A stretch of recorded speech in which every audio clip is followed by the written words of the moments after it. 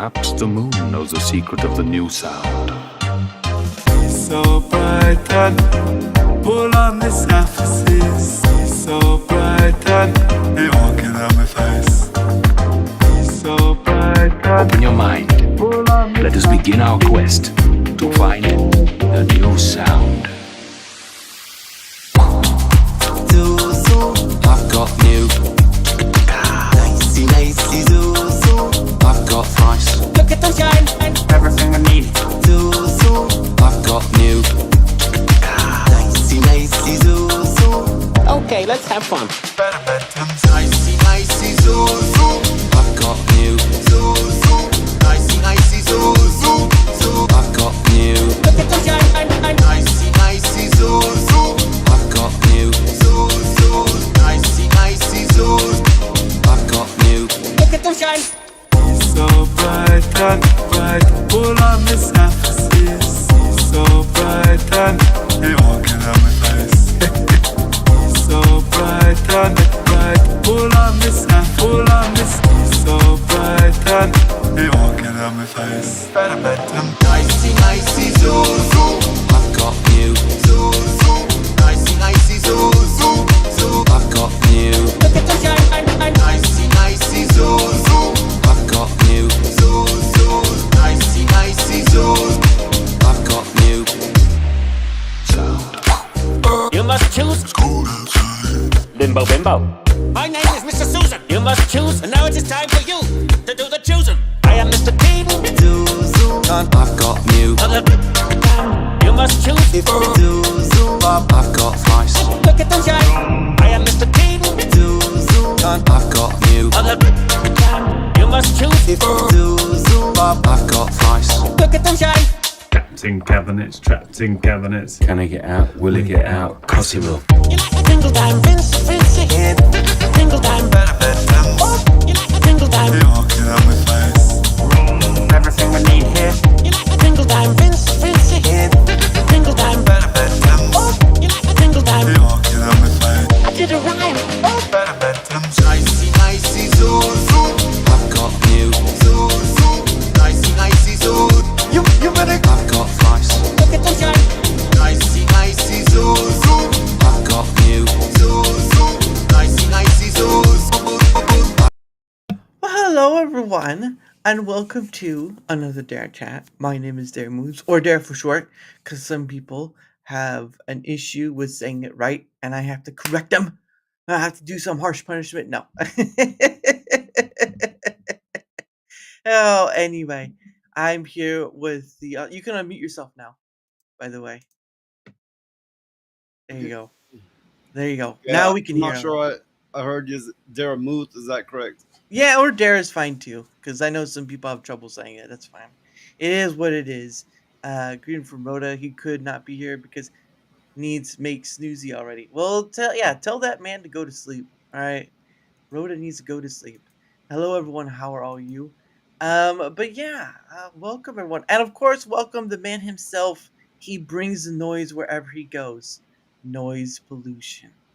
Oh my goodness. How do you, what even brought that name? All right. Because that sounds like you got in a lot of trouble.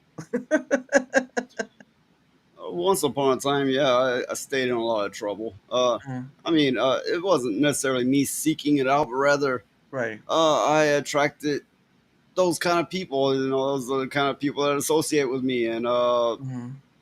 yeah, just, it came about the name because, first of all, it has a, rock and roll connection to AC/DC. Not my favorite band, but I like the Right. band.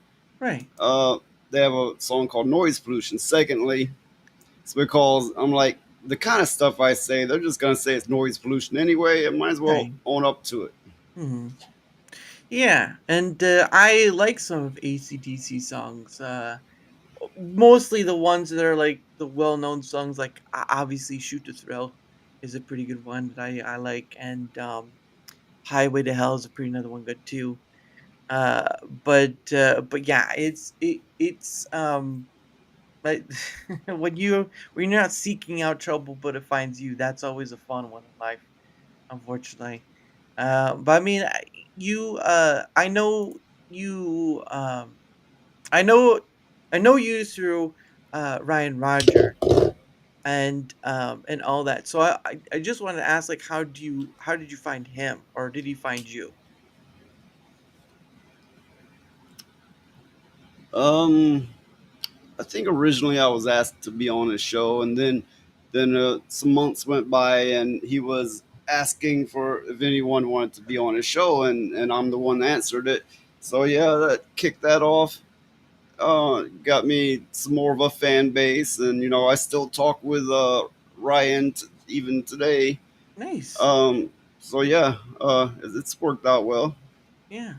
Because I mean, I know you're. I know I've seen him post it, but I know you're doing that whole network thing with it with you and I think was it Discuss Things and Dash, right? Yeah, and 40K Gamer Empress, if you're familiar with her. I think I've seen, well, they brought me in that group chat thing, so I have seen, but I haven't watched your stuff. But no, that's pretty interesting. Was that his idea or was that your guys' idea for that? Um, well, technically, that's not Ryan. It's Ryan's student. Yeah, Digny. Yes. Yep.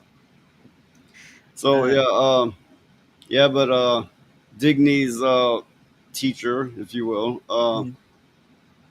I believe it was his idea to kick it off to keep his name going in spirit. Mhm. But I mean, you guys get something out of it too, right? Like, because it's a network, or I don't know if you want to call it a network, but it's basically something where you guys work together, sort of thing. Well, of course, we get the donations and such, and we get some of his fan base as well. It works out. Yeah, well, that's pretty cool. Um, 'Cause there will be there'll be a gentleman. M's will be cartoons. M's will be dignified. Uh, Yeah. Okay. If are you familiar with Lilith? no, this is probably the first time I've seen her. So, I like to say that she's kind of infamous in the circle because a lot of ooh, people look at her as just a straight up troublemaker. But I've got oh, to know her, been good friends for months, and she's a very dedicated fan. She likes to talk in that fashion. It's not like she's slow or anything. She just likes right, to talk in that fashion. And right. she's an Austrian Oh, she's oh well, wow, with a nice. very deep voice. But Oh, but but I do believe that she is a she. okay. Um, well, I mean, well, I haven't talked to any Austrians, but I have talked to uh, basically like Netherlands. I've talked to someone from Norway, a Swiss. I think I talked to someone who was a Swiss. I mean, where are you from exactly? Because your accent sounds. Um, oh man, I don't want to be wrong about this. It may, you sound like you're from over in that area, from like Switzerland, Finland, all that stuff. Or am I wrong? No, I've heard that a lot, but actually, I was born in Alabama and then moved to Michigan and then back and forth a few states. I think Florida is somewhere in there at one point, and Mississippi, and Oh wow. and ended up back in Alabama. But my accent is so different because I suppose it was the transition from Alabama to Michigan, Yeah. and me being young enough to learn how to talk between that transition. Yeah. No, that's pretty funny. Yeah. And of course Lilith responds and says, "My ancestors are from Norway." Well, that's great. Yeah, the guy I talked to from Norway, his name is Jason, and he's a musician in his own right. Oh, that's right. I talked to someone from Finland as well.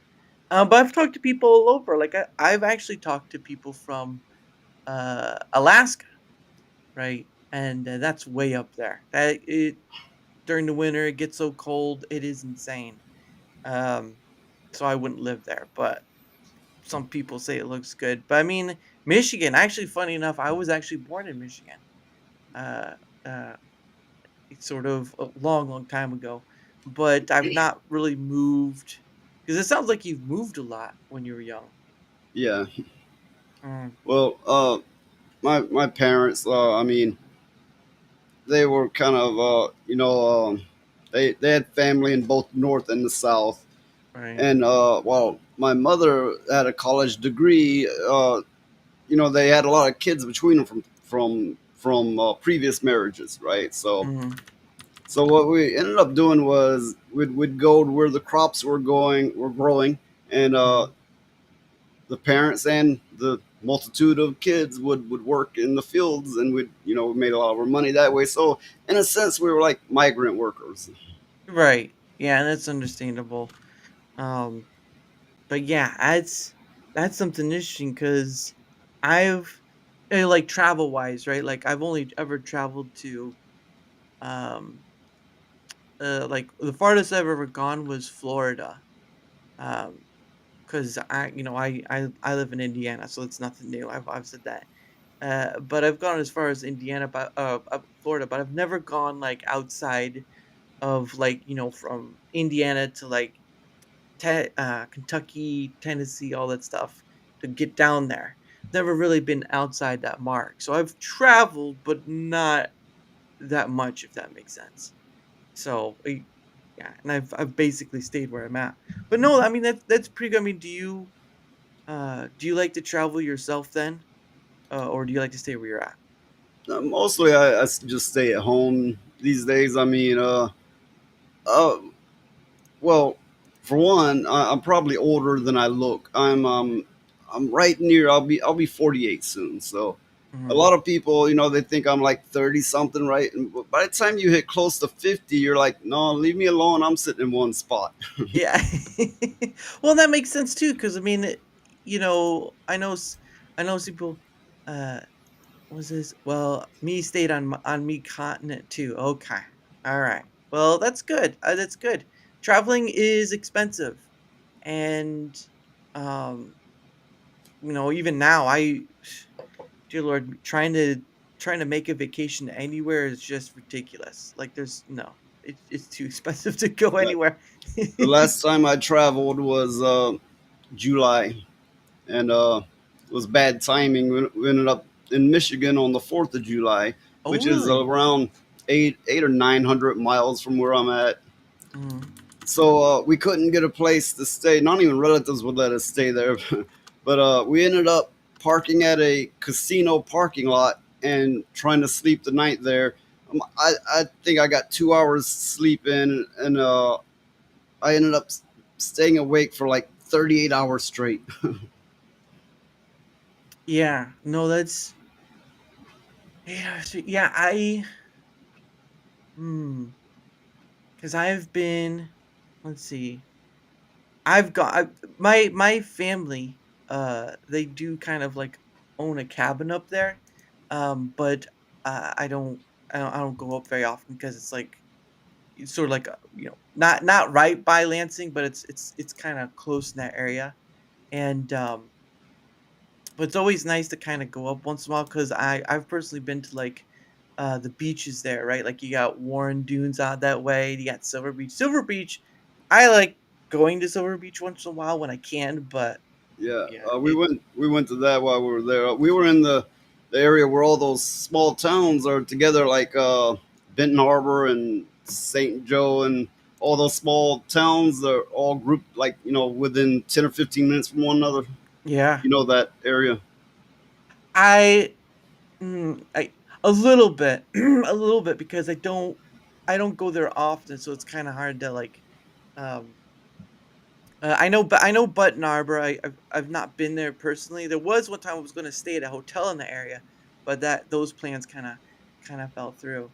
And Lila says visit UK, visit Italy, visit Greece, some nice islands, but all well, yeah, it'd be nice to visit over there, but it's still expensive though, and Yeah, it's very if you're not on that continent over there, coming from America, that's very difficult to do. yeah, especially cabins is nice. Yeah, especially since the money exchange, right? There's a conversion of money there that's kind of difficult as well, because usually USD is sort of less than the euro, which they use over there. Unless like I think in the UK they still use the sterling, I think it is, or the pound. Sorry, the pound. But if you're wanting to go to different areas like Italy and all them, usually it's just best to do the Euro. But again, I've not been outside the U.S., so I have no idea. I speak out my butt for this one. Um, but no, yeah, it would be nice to get out there. Uh, that's what I would say is me kind of yes. That's why I only make visit there. Yeah, no, that's understandable. That's understandable. Um, but going back to like over there, I do know there are some camp places. Um, at least there's one I remember along the way of the beach, like Michigan Beach. I went to I can't remember what it was called. Like can't remember what it was called, but there was I went to this beach along the way, and right next to it were like these triangle huts. They like these they look like houses, whatever, but it was like a camping ground of sorts. Um, and it was just right next to this beach. I was like, oh, that's pretty interesting. But I do know there are some places where they do allow camping next to a beach. I think I'm not too sure, but Well, yeah, in this particular case, like everything was way booked up because it mm, was like the 4th of July, and the yeah, any free hotels was like charging quadruple prices and such as that. I hate when they do that, and especially during like holiday stuff. If you get in before it's all right, but if you get in like on the late, um, they charge you up the bum for that stuff, and that's just ridiculous. It's awful. Like even going out of state, right? If you're going out of your state that you live in, if you're trying to go visit another state, they'll even charge you double as well because you're an out of towner. And they're like, oh, he's got the money. It's like, no, not really. Um, make not visit the Africa scary place. Yeah, it is scary. Well, there's lions there. There are lions in Africa, and you don't want to mess with the lions. Well, I'm sure someone could pay you. All right, if they paid you $1 million, I bet you would. But no. Um, but I mean, but yeah, it's nice to be able to do that, especially for holidays. But um, for doing this stuff, right? The content creator stuff. How long you been doing that? How long? Yeah, how long? Yeah. Um, oh, for between a year and a half and 2 years, like just a little, maybe a few months short of 2 years. So yeah, it's weird how that came about. In the last couple years or so, Hmm. I had a lot of deaths around me in my family and extended family and so on, and Hmm. so I started to keep trying to keep myself busy. Yeah. Started doing a daily workout, and then I started streaming, just whatever to keep my mind off things. And Hmm. I kind of found myself caught up in it, like just do a little bit, then a little bit more, then a little bit more. No, now I got people following me, so I got to do this regular. And now, oh, they want more, so I got to do it more times a week. And Yeah. it's like, hey, now I'm making a little money, so I guess I keep doing this. And here I am going, how did I get here? Yeah. Yeah. It's because I'm not monetized in YouTube. I'm too far below that. But I mean, I think you do talk about a bunch of different things, but I know it's more pop culture ish. I think at least from what I've seen when you guys the whole network thing seems to be about pop culture and stuff. And does that mean you do like play games and stuff as well to be a part of, or are you just speaking by what you see per se? Well, when I was younger, I was a heavy gamer, but I would say I'm a light gamer now. Mm, But whereas the people I stream with, most of them are really heavy gamers, and I appreciate it. I think it's only a good thing. mm, That is, unless it becomes an unhealthy obsession for them, then it's clearly not a good thing. mm, But yeah, I'm a light gamer. I follow it, but the rest of them they're heavy into it. Now, the network has more of a base on pop culture, whereas my show on like Mondays and Thursdays with a full panel, mm, um, we go everywhere. It's purely naturally flowing mm. wherever the conversation takes us, and it gets like a madhouse sometimes in good ways and in bad ways. Yeah, yeah. And I'm guessing you have a real big panel show too. That's why you're talking about the herding cats thing earlier. Yeah, I picked that phrase up from Ryan Roger Ate, Yeah. and he's No. right. He's right. Yeah. When I tried to do when I try to do I've watched other content creators who do big panel ones. Like I think a good example I usually use is FNT, Friday Night Tights, and they're always chaotic. Like even it's like maybe 9 or 10 people that they have every Friday, depending on, and it's just always chaotic. They're always talking over each other and all that stuff. And usually, sometimes their guests maybe they'll speak up, because they're usually planted in the center of it all. But more times than not, they're really just quiet and not really saying anything. So that's kind of why I've always not been too big on panels. Although I've gone on some, but for myself, I've not done two big panel shows because you really want the conversation to go like you were talking about earlier for yours. You want the conversation to flow, and sometimes you get a lot of hecticness with all that stuff, and yeah, I don't do it as much. Um, Yeah, you get all kinds of weird mixes. Like a lot of times before we go live, we're deep in a good conversation. Go live and it's like deer in headlights. And mhm. sometimes you get people come on, they'll say a whole lot real quick and then just fall silent Yeah. and not say anything for the next few hours, which my show has been known to go on as long as 7.5 hours for a single show. Wow, that's crazy. 7 hours. What are you trying to do? Raise money for a marathon? Goodness. Well, my show started out like 2 hours or less, and then Yeah. more people got on the panel. And I'm like, as long as the conversation's flowing, I'm gonna let it go for more watch hours, which I wouldn't have got monetized unless without letting my shows just go on and on and Yeah. on. So that's how I ended up monetized. Mhm. So it's like as long as it's flowing good, I let it go. Yeah. Yeah. Especially if you're enjoying yourself, why not? Right. I I had that same sort of thought too, but because I have a full time job beyond the scope, it was sort of like I kind of have to pull back on that because I do have to go to work in the morning. So I don't do those. Maybe a weekend if a weekend comes around. I think the longest I've ever done a stream was around 5-ish hours, and that was a combination of things. But it's Lilith's fault. A lot of times, yeah, yeah. I mean, okay, like I said, Lilith, she's a great, probably the best supporter I've ever had. Yeah. But she can get really passionate in conversation. She can Mhm. also get quite intoxicated. But I'm glad to have her. And then she says, "I thinks we have funs and there's moments of real words on Noisy Show. I thinks, yeah, I believe it. I mean, it wouldn't go for 7 hours if that wasn't the case. And goodness gracious, that's a long time for anything. That's like a gamer marathon right there. Like people game 7 to 8 hours. I'm like, no. But it's like a comment I'd made recently. The people who tune into my show will get a wholly different show depending on if they're watching the beginning, the middle, or the end because the vibe changes and it's like one show feels like several different types of shows entirely different from each other. Yeah, and that's what's so great about uh free flowing conversations is that you're never going to get the same show twice. Now you may get some of the same people more than that, but I mean that's sort of like who you invite on and stuff.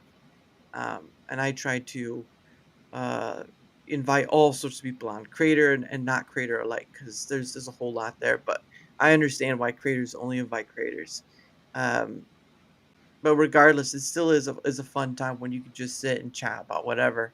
I think there needs to be kind of more of that, more or less, because you already get enough of the politics and the news and even the pop culture stuff. There's just enough of it as it is. It's ridiculous. Yeah, I mean, oftentimes we end up on philosophical type subjects. Sometimes we'll debate religious stuff. I mean, we go to places where other people's like, I'm not touching that. I'm like, guess what? This is free flowing. Where it doesn't Mhm. matter if Yeah. we're up for talking about it, we're gonna talk about it. Mhm. Yeah, that makes. I mean, why not? while on, because I know you're both on YouTube and Rumble, but it it behooves people um to just be on one platform, because I know why people are on YouTube. I get that. But the issue of it is that um YouTube has an issue where it can keep having people come back because of all the stuff they offer, but the censorship stuff is a real big pointer thing that people have issue with, but they're not gonna leave the platform because of the other stuff it offers, like the monetization factor, right? Like you get you mostly get paid more and all that. Yeah, like Monopoly, right? Sacred. I've seen fellow creators, Mm, obviously such as Ryan, but I've seen others as well. And right now they seem to be picking on Toasty with the mosty. mhm. So if anybody out there is not familiar with her, check her out. She'll be on Rumble right now because she's well, you know what happened to Ryan. Well, Uh, yeah, I don't know exactly what happened, but I know what the ultimate result was, and that he completely lost yeah, his channel. he Yeah. didn't get a single strike, no strike. Just we were ready to go live, and like a minute before, it was gone. It's just gone. What? That's it. Just gone. It Yeah. like right when it started? Right before we were getting ready to go on, and his channel was just gone. Now, as I was saying, there's Toasty with the mosty 69 as her name goes. Yeah. uh she's getting a similar treatment, except that she's got two strikes, and Mm, which I believe comes with I think it's like a 90-day suspension from YouTube. So yeah. she comes back on, and if anything happens, there goes her channel. I don't want Mhm, to see that happen. Clearly I don't. mhm, uh, but there's people within this sphere that I'm in, mhm, that are getting targeted, and mm, it didn't start with Ryan, but Ryan mhm. is one of the prime examples of it. So to me, it feels like it started with Ryan. Yeah. Yeah, and I can understand that because because I know he's done stuff with, like, what is it, JT, was it is it Yeah, JT Smash? Smash JT. Smash JT, sorry, I got that mixed up. Yeah, he was on Saturday Night Hypnotic with Yep. Hypnotic, Smash Yeah. JT, Mhm. Kata, and what's his name? The other black dude that would stream together. It is Cali Too Short or something like that? Yeah, that's Kata, and then Yeah. there's the one. I think his name starts with an A A. Atris, or It's very similar Atrius. to that. Oh. Atrius Whatever the is, case, yeah. yeah. On Hypnotic's clearly popular. Smash JT's got even more subscribers. Kata has really risen up there because he got invited on bigger shows, and he was Mhm. on that talk show. That woman that was talk show host used to be on Fox. Oh, what was it? Was her name Megan? Megan Kelly, was that it, or was it It, someone it else? wasn't that one. It wasn't that one. But whatever the case, Mm, so yeah, Ryan was on there with a lot of uh, quite well known people. mm, And Ryan was kind of like the networker. He was the one. He would bring in the new people. He networked. He even helped get like Smash JT and Hypnotic a mm, start on his Rising Stars show. yeah. So yeah, so Ryan got deplatformed. He Mhm, was he had some connections. So yeah, I mean that's unfortunate, but they're targeting the lower tier, like Ryan, whereas they mhm. can't touch some of the higher up ones. Yeah, when from what I remember, when Ryan was That's right, Atreus, that's his name. Atreus, yeah, he wears the cowboy. I believe he's the cowboy hat wearer. Yeah, yeah, But no, when he got the platform basically from YouTube, uh, a lot of people wouldn't have them on the show because it would have also got them deplatformed as well, or got them banned. And there was another content creator I've had on, Sevi, and she had posted the TOS on that, and I read that and I was like, well, that sucks, because I've had him on, Ryan, for a few times, but because of that, I wouldn't be able to have him on, or otherwise it'd be excommunicado. And not saying I wouldn't take the test. But if it wasn't, if you get a warning, I'd take it. But if you would get like a full banishment, that's pushing it. And I'd have him on. And Uh, Lilith reminded us that Kata was on Brett Cooper, which oh, she's helpful yeah, like that. Yeah. yeah, Brett Cooper. Okay, Brett Cooper. Yeah, and she was on. No, Brett Cooper was on the Daily News. No, what was it? It Daily was Wire, was it? Daily Wire. That's right. She was on the Daily Wire. So that was that. Um, and Sacred says it's called gatekeeping. It creates a bottleneck so others can't rise. The big names can't be taken down at unrest, and unrest would occur. Understandable. And the backlash would wreck. Yeah, I can see that. I can see that. Uh, uh, but no, it does kind of make sense. And yeah, because again, like you said, he was on Hypnotic's panel, but then because of Daily Wire, yep, I was right. But because of all that stuff, he got replaced basically by the fake wizard. I think it is the fake beard wizard, whatever his name Yeah. is.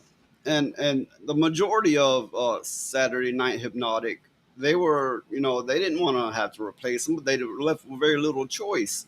Hmm. And they couldn't really support him because of that dumbass ban. So Yeah, yeah, it's messed up like that. yeah. The oh, hello, she's over here too. Hello. But yeah, but again, after I read that TOS that was posted by Sevi, it became understandable. It's like, yeah, basically, if you have this person on, no matter who they are, it was sort of like the Alex Jones, right? Alex Jones uh had gotten his channel back, and I believe he tried to go back, didn't he? He tried to get his channel back, and he got on for like a Yeah. day.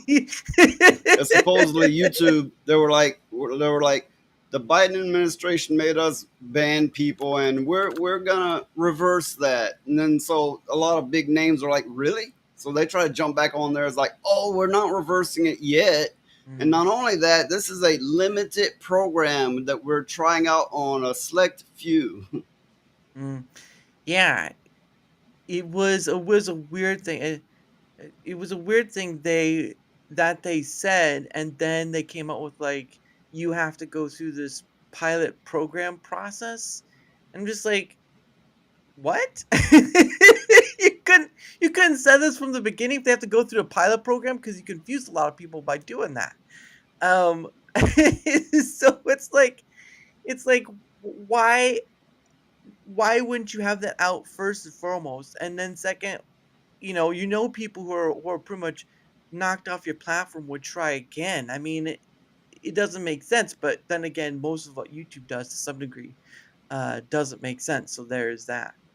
Um, and then, oh, hey, Abomination, hi EJ, how are you? Looking forward to Saturday. The frogs are gay. Yes, that's right. The frogs are gay.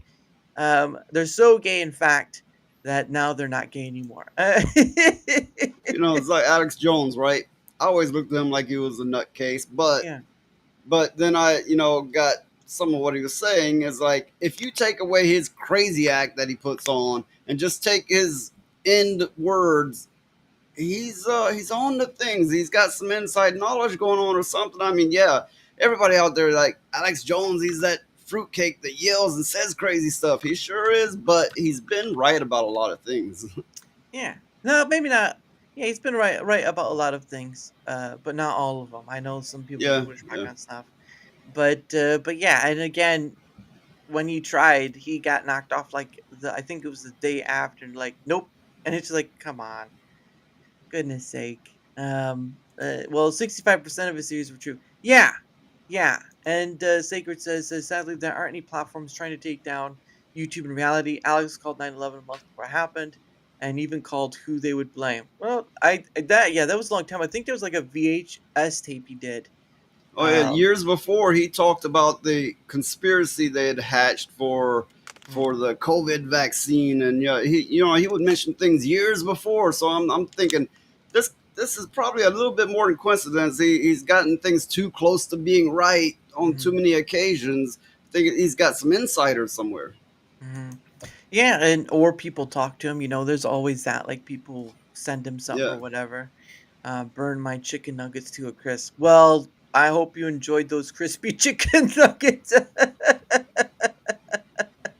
How are you doing, Joe? Oh my goodness. But yeah, and then of course I think the other person that was trying to get back on was the Nick Fuentes too. Was the other trying to get back on, and then he got booted off as well. But um, yeah, I just think people took YouTube at their word when it first came out, and the thing that people should understand with YouTube is never take their word first out because they're not about that. Well, YouTube's owned by Google, and Google's Mhm, parent company is Alphabet, and of course they're going to be heavy Democrat leaning. The biggest corporations generally are, and they mhm. kind of have to be because of how the money flows. Yeah, yeah. I've just always seen YouTube as Google because, again, for people who don't know, YouTube is Google's training ground for its AI stuff, right? Like, if you don't if you don't think that's the case, I got a bridge to say. The point of the matter is, like, you have the VO3, right? The one that made all those Yeti and Sasquatch videos, and Yeah, then I like those Sasquatch videos. Yeah, oh, they are hilarious. But then you have the uh, what was it, the Wishing Genie or something like that they did a while back. It it's incredible how far those things come. But again, that's all trained on what is posted on YouTube. Like I people need to understand what the videos and stuff you post on YouTube. That's used to train their AI. Like, straight up. Like, you're basically giving them the content to do that, and that's crazy. That's crazy. But it is what it is. I've always known that YouTube was sort of Google's, yeah. And um if YouTubers are its training ground, imagine how psychotic this AI is by now. I'm not gonna I am not gonna argue against that one. Good lord. Oh, Bigfoot hairs under his bed. Look, those Bigfoot videos are pretty funny, okay? I'm not gonna lie, but they still have a lot of work Yeah. to do on the Now, AI stuff. Roadkill that she's referring to is Roadkill 101. He's one Mhm. of my panelists. I was the first one to put him on screen, which I often do that. I'm the first one. I take risk. I'm like, oh, you want to be on? Let's hop on and see how this goes, right? Yeah. Well, he plans to eventually launch his own gaming stream, and he's Mhm. made appearances on other streams such as Toasty and reality based. But he's a real good guy. Look forward to him bringing out his gaming stream. But we always pick on him because he's got this thing for Bigfoot. He loves the Bigfoot chasers and the Yeah. Bigfoot stories and all this. So yeah, That makes sense because I know it's pretty big in some areas, for Bigfoot. But, obviously, it's the most well-known one. Um, but no, but that's pretty awesome, though. I mean, I think, that's kind of another thing I think, uh, people have kind of, content creators in a sense ours, they may oops, they may take risk, but it's more of just like it almost feels like in the safety thing of um, changing like a thumbnail here or there, whatever. Uh, oh, hello, Roadkill. Shout out to Roadkill. There we go. There's your Roadkill right there. Roadkill 101 right there.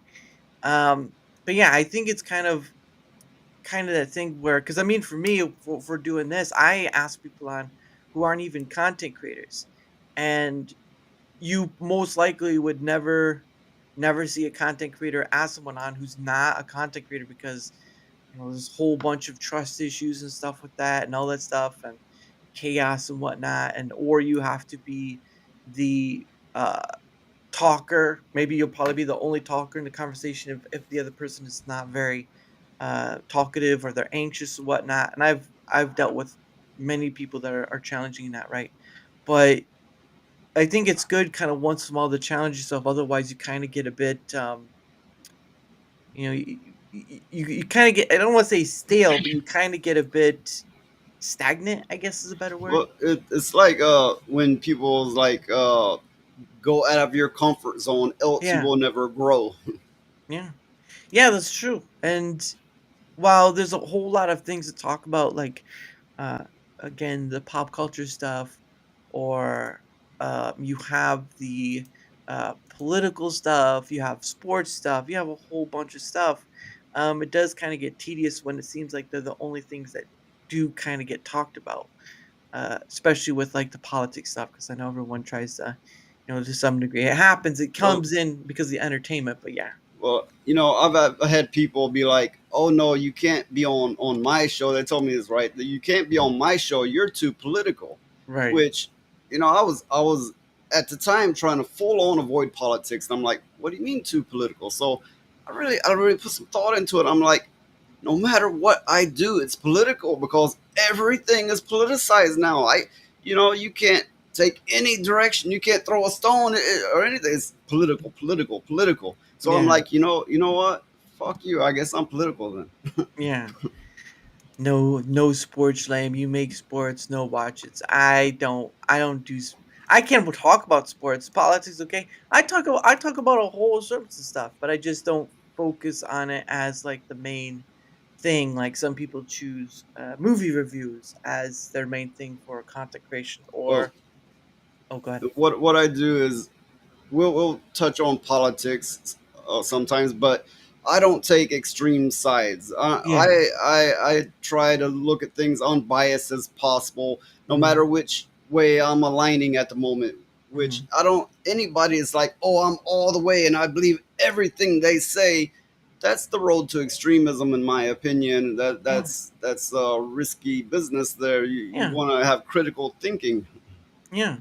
Well, and for and sort of like when you have people on, you kind of want to be, and this is just from my experience, you kind of want to be a blank slate with people, because once they know kind of what side of your, if you do, right, if you do have a side of politics or whatever, once they have a side of it, they're going to treat you a little differently because they're going to view you on that side of. And I'd rather be a sort of blank like white sheet and then kind of build up from there with that individual, because once you give them that team thing, right, because that's what that's all about. um they get hesitant to be open enough to talk to you about whatever, and Yeah. I really Well, want to be able to do that. I can imagine a lot of people see you wearing a red hat and be like, "Oh, I know what that's all about." I like the color red. What's wrong with that? I like the color red. It has the Well, white lettering. Come on. well, clearly that'd be a person's first thought, but I Yeah. don't. I tend to not think like others. One thing I think about with Red Hat is like Red Hat Linux, which I'm a big open source supporter, even though Nice. I don't like the identity politics in it. Besides that, I'm a big open source Mhm. supporter. Yeah. And like Sacred says, politics is being pushed into every genre because people are replacing religion with it. They treat their side as their religion. Well, yeah, but I mean, you could say that with like cults and stuff. Cults are sort of within that same veneer too, where they treat things like a religious aspect. Um, and at times we'll get to politics, and we are kind of similar. Well, yeah, and I don't care, because they really don't.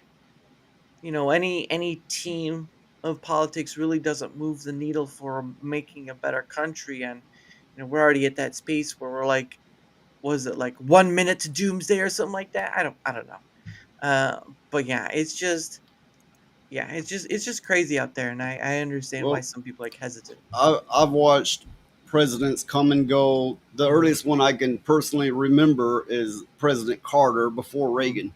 Hmm. I've watched presidents come and go, both left, both right. Hmm. Ultimately, it's things left wing, right wing, same damn bird. It's they these people have the ultimately the same end goals for whatever they tell the people. However, they get the people riled up. They're Hmm. coming to the same goal, and you will see this after you've seen so many presidents come and go. Hmm. Yeah, obviously we've already hit like our 47th president. So you have to imagine that's a lot of years, because the max a president can go is 8 years total in a row. However, there's only been one president through history who's done like 4 terms, and that was FDR. But beyond that point, it's people come and go, and there's going to be a lot of different aspects and perspectives that aren't always going to align with what was, and sometimes for the better, and sometimes it's not. And that's the tricky part. Is like a Well, lot of yeah. Go ahead. I like hearing. I find the best takes are from the men who's served time in the military. They seem to have incredibly good takes when it comes to looking at the presidencies and what it really means. I find they have incredibly good takes on it. And I'm not sure what makes them have those good takes, but it does seem to be so. Military men have a better take on that. Hmm. And I've not had that personal. I've not had that personal experience, but I have talked to a lot of current and former military because of just it's been a surprise, obviously, because I didn't know. They usually don't say it up front. FDR had an executed war that was voted on by Congress. Yeah, well, I think that's what the 22nd Amendment is for. Is that because that's what they created it for. But he still, that's 2 terms president. FDR got an extra. I thought it was 4, to be honest. Yeah, But 2 is the limit mhm, currently, unless they're a president in wartime. Yeah. mhm. And was on and took the orders, so I'm no, if smart enough. Hey, yeah, I can see that. Um, Politics is puppets for the plebs. Well, I mean, it's just a team thing.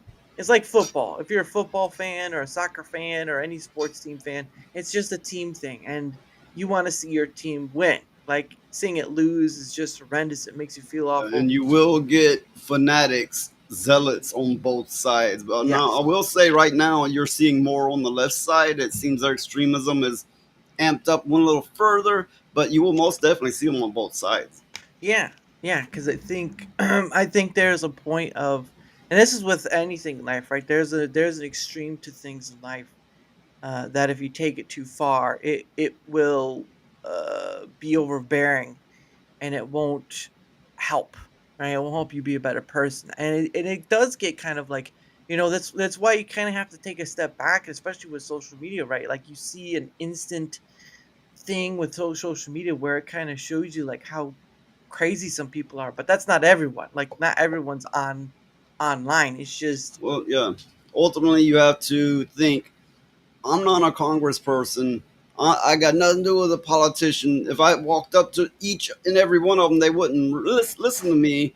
mhm, That's an armchair politician. What you need to do is get off the internet, get away from a TV, and go touch some grass.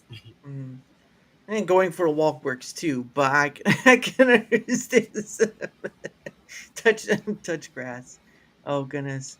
I can have respect at people's make great feats, even be jealous.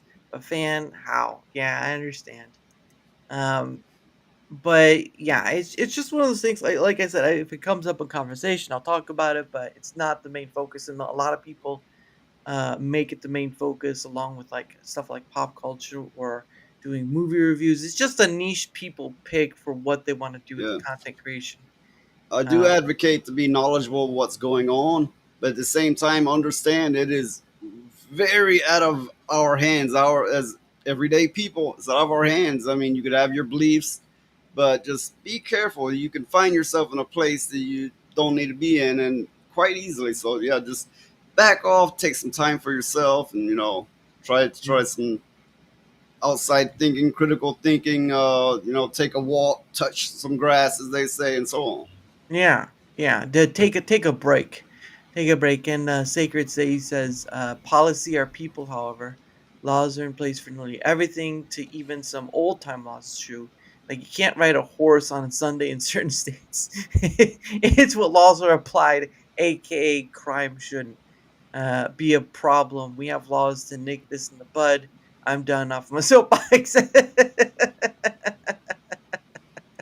Look, I've never been to a place where you can't ride your horse on Sunday, but by golly, I will ride my horse on Sunday. I learned of a law. I don't know if it's just a law in the South or what, but you cannot get a DUI if you're on a horse. I suppose they still could get you for public drunkenness, but you can't get a DUI if you're drunk on a horse. Now that's something to know right there. So if you're ever on a horse and you're drunk, try to do your best to go home. It's too funny. Don't, goodness sake, don't try it though, because you might actually hurt yourself and the horse. So nothing's. I didn't change crap. I know it's make me happy, so I try to do the best I can. Yeah, that's what you know. You're supposed to do the best you can in life. You're not perfect. Nobody's perfect, and to try to be something that's not in relation to you can be something else.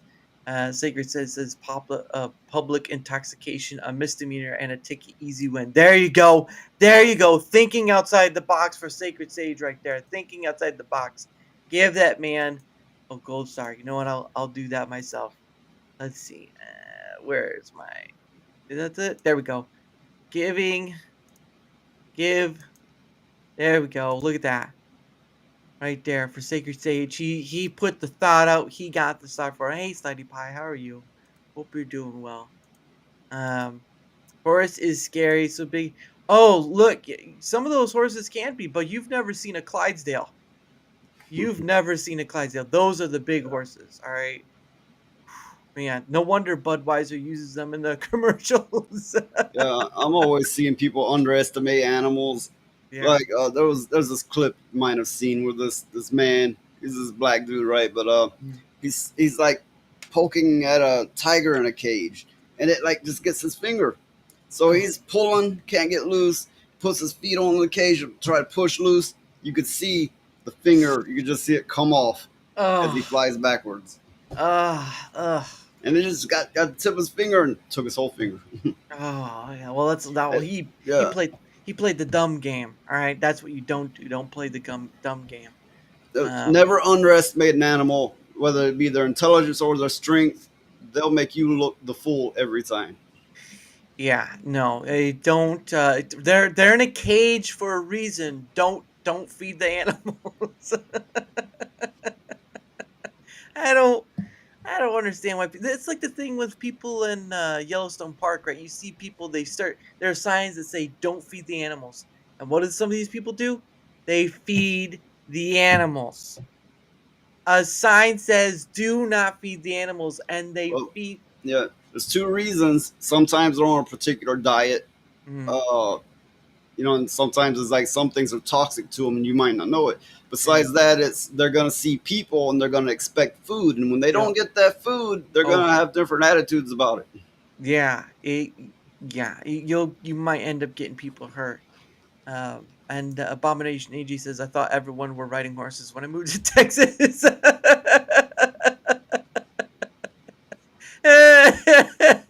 I bet they were herding cattle too once you moved down. Oh man, and it also says also me super smalls. Oh, look at that. Super smalls. Hippos are they may look cutesy or whatever, but hippos are mean killers. They are. They are ferocious animals. You do not want to be messing with them. Apparently worse than gators. Granted, I won't be near either. Well, good for you, smart man. I saw a man got his arm bit off by. Uh, uh, uh, Was funny. It's not either funny. That's not funny at all. He has the hat. Oh, he has. Texas so much about when I lived there. Wait, you lived in Texas? How long ago was that? That's interesting. I know actually, funny enough, a lot of people I've talked to on here live in Texas, which is kind of funny because it seems like a lot of content creators are either moving there or already living there. I guess if you can handle the heat in Texas, because summers are what I hear are horrendous. Um, and all that stuff. I've never really been to Texas, but I've known a few people from Texas, and I can only speak from personal experience. Right. These people I knew had an ego bigger than the state. Or their hat. Oh goodness. Yeah, no that's just it's just disgusting. Sacred says, "Yes, sir, when I was in military, Fort Hood in Texas, 10 years back." Wow. I remember you mentioned something about your military, but I didn't know much more about it. And then he says it literally snowed one day and get up to 85 the next day. That was the day that changed me. Well, that's the way it is here in Alabama. You can have hail falling, ice balls, right? And then you're burning up, sweating 90 degrees in the same day.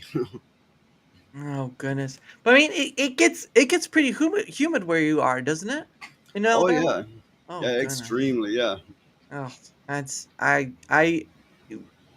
Although So I've yeah, only you can I've say, go ahead. oh, sorry to interrupt you. I was just No, gonna you're say, fine. you can say it's 90 degrees, and people's like, oh, that's not so bad. It's like, well, okay, which state or which part of the world, for that matter, right? Yeah. When you're in, say, Alabama, Florida, Mississippi, or even Louisiana, Mm. that at 90 feels like 130. Oh, oh my gosh. Yeah, humidity makes it much more worse depending on where you go to. It's disgusting. And Abomination AG says it is unbearable. Well, I understand, but some people, when people talk about it, some people it sounds like they are, and so it's yeah, I get that. Um, oh, oh, I want Texas barbecue. Oh yeah, oh Texas barbecue would be awesome. I think I've only had brisket once, but not from Texas. It's more like some barbecue place near where I am. But I don't eat much barbecue. Try and then the sacred says try Florida.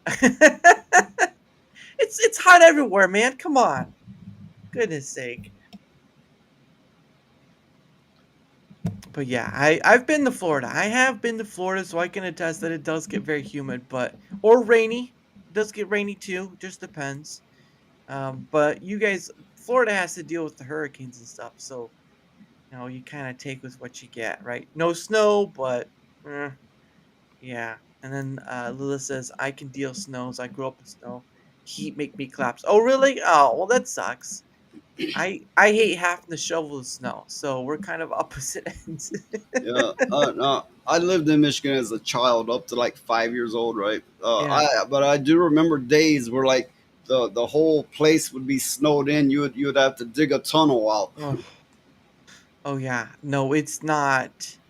It is not fun to have to do that because it's ridiculous. It is ridiculous. How some high these places get. Like, I do know that what was it for at least for Texas? I do know that it did snow there or freeze snow a while back, like a few years ago, and they were like out of power. They didn't know how to handle themselves. I'm just like I'm sitting here like, my gosh, why don't you have coats? And they're like, well, they deal with heat most of the time, so coats are kind of out of it. And same with like salted roads and stuff, right? Like they're out of it. Um, so yeah, it makes sense. But regardless, oh, I build me an igloo. There you go. That's you have fun with the snow right there. But yeah, Uh, the thing yeah, is, when it snows, it actually gets a little warmer. mm, So in these igloos, it has a similar effect. Even if, yeah, like in the stereotypical ice igloo, they're mm, actually a little warmer in there because science, right? yeah. Oh yeah, the snow and all that stuff and pack it in. Yeah, they freaked out. Yeah, especially for that Texas one, they freaked out. But yeah, the igloos. I think it's like the snow pack snow has air pockets in it, and the air pockets holding the heat and all that stuff. It really is much more than that. Sacred says, "I'd rather be colder than hotter. You can put more on more clothes. Can only take so much off." That is true. That is true. No one wants to see a naked man walk down the street. That's just another Florida Well, man waiting to happen. not so much now, but in the Yeah. 80s and 90s and before in Alabama, a lot of people they wear nothing but shorts because it was so hot and humid all the time. People would go into stores like that and everything. Now things changed. Things are way more modernized now. But talking some people is like, oh, that was the ancient days. But it feels like yesterday to me. But yeah, you would see people often and wear nothing but shorts. The men, that is, nothing but shorts. Hmm. Yeah, I've even seen some people now wear shorts for winter where I'm at, and I'm like, I don't understand how this is. Um, went to Slidey Pie says I went to Florida once in August. The humidity was unbearable. Yeah, yeah, it can be very very unbearable if you're in like during the summer. It's crazy stuff. But anyway, it is the For those who don't know, it is the top of the hour, and so what happens is that I set aside some time for me and my guests to promote our stuff. Now, sometimes if I have a guest on who doesn't content create whatever, they just say a few words or whatnot. But because you are, I am putting, I believe that's only part of them. But if you'd like to promote your stuff there, Noise, the floor is yours, good sir. Okay, so YouTube, people often have trouble finding me. They'll type in the like noise pollution 88, numbers 88, noise pollution 88, and it's like still won't come up. So Mhm. YouTube hates me, right? But yeah, it should come up if you search noise pollution 88, the numbers Yeah. 88. Mhm. And on Rumble, it's much easier. Just put in noise pollution. I do sometimes I stream to Kick or even Twitch, but I don't even bother with that. It's just like there's an option I can click stream there too. I'm like, okay, whatever. I'll get nobody, but whatever, right? Yeah. And I use my X slash Twitter. Still seems funny calling it X. So Yeah. Twitter, yeah. I lightly use that. I mostly use that for communicating with panelists and Mhm. guests and so on. But yeah, the link is there. You can find me on Twitter slash X Yeah. there as well. So yeah, everybody knows it's not just me. It's a whole panel full of people. And Yeah. so if you like looking at me going, I don't like that asshole. Guess what? There's other people. They're nicer than me. It's, you know what? It's nice you're considerate to your fans because they give them options, right? You don't like me, guess what? There's a bunch of other people you can watch. All right, come on now. But there's his Rumble one as well, and yeah, usually I think after a certain point, like they give you for your YouTube, they usually give you the at of your name and stuff at the end, but it doesn't look like they're doing it for yours. So Well, it'll still work if you put it directly in, but when you go to find it, yeah, list it like that. YouTube has always had it out for me, oddly. yeah. Usually sometimes looking for someone's name, I do the at and then the name on the search bar because that's usually how it does. But yeah, I can see that because again, you wouldn't be the only person that says that about YouTube, and I'm not surprised to be honest, because so many vids on noise pollutions. There you go. Yeah, he's got a lot of videos. But yeah, again, his links are on both Rumble and YouTube side because I try to put all the links I can find there. But they'll be both available there, and of course, uh, for my end of things, whether you're on the Rumble side or the YouTube side, doesn't matter which side you're on. If you wouldn't mind leaving a like, sharing the content, leaving a comment or follow, anything that helps with the engagement factor because again, not only does it help with being seen more, like all content creators want to be. I mean, let's just be honest. But it also helps in having other people on like noise pollution, like fractured filter, like Phoenix Electra, like so many other people. At the end of the day, I've had on over 270 total guests, and the stairs just keep climbing because there's so many people to talk to, and it's always a wonderful time to get that opportunity. So, every bit helps with the engagement factor, and of course, let me get my link. Yeah, shadow bands are real. I can believe that. Let me get my link there. There you go. Oh, all right, there you go. That's my link right there. It holds my Twitter X. It holds my email in there. It holds my. I have a link to Discord in there, but it's mostly just for DMing. I am not. Uh, I don't have a server. Not interested in having a server. I only have so much mental bandwidth every day, and I'm not gonna try to do too much. All right. But again, all my links there include the Rumble and YouTube one as well. Let's see. And of course, I got one more thing too. Now, obviously, I am part of Rumble's creator program, but I don't do enough to earn the money part, just enough to stay keep in the program. But I am part of Proton's partner program. Uh, which is like if you've never heard Proton, they have Proton Mail, Proton VPN, Proton Pass, and Proton Drive. They're very privacy focused company, and I use them on a daily. Uh, One of the things is I using like just kind of talking on the stuff they have. Um, uh, like like the email Proton Mail, I use that on a daily, and it's pretty good about spam and stuff.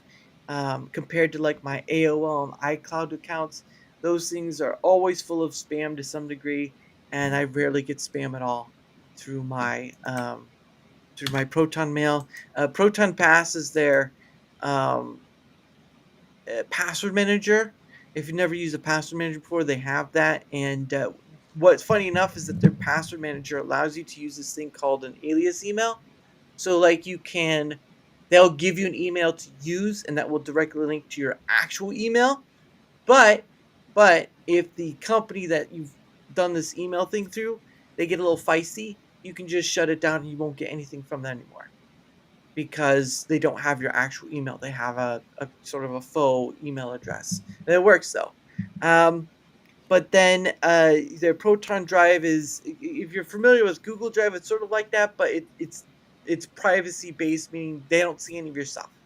All your files, any of your files, they don't see a lick of it because they respect your privacy, and that's why they make these things. Of course, the VPN. Obviously, there's a free version to use, but you get more with the Proton Unlimited plan, which is what this is for. So just make fake emails. Well, you could, but they won't direct to your actual email, which is what you want for that. But yeah, it's sort of fake emails, but it's emails that work because I'm pretty sure companies are trying to get smart on like fake emails and all this stuff. Um, Good. Yeah. Hey. Yeah. There you go. Roadkill. He uses it. Yeah. I use it on a daily, man. It's helpful. And again, I can earn some money off this, but it's not about the money. Why I promote it? I promote it because, like Roadkill here, I'm trying to offer a benefit that could be beneficial for many people, and many may not know about it. And again, the link will take you. Where is it? The link will take you to the website. They'll tell you about more stuff. If you do use it, you get like 23% off. Was it like a doing the annual plan? But at the end of the day, it's about your needs, right? Your needs of, do you want privacy or do you want all this stuff? They're updating stuff, ease of use, all that stuff, and it's all right there to check out if you want to. If not, it's there for you just in case, and that's always a good option to have, is something just in case, um, and all that. But regardless, that's my spiel. All right, I'm done with that. I try to keep it to a minimum, but it is what it is. Yeah, I use the Proton services, and yeah, they're not such a big company as Google or Microsoft, but I really like their services.